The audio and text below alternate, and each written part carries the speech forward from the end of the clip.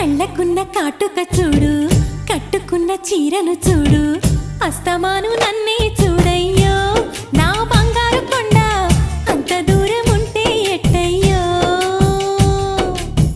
చెవులకున్న దుద్దులు చూసా, ముక్కుకున్న ముక్కెర చూసా, చూడమన్నవన్నీ చూశానే. నా పువ్వుల దండ చూపకుండా ఎన్నో దాచావే.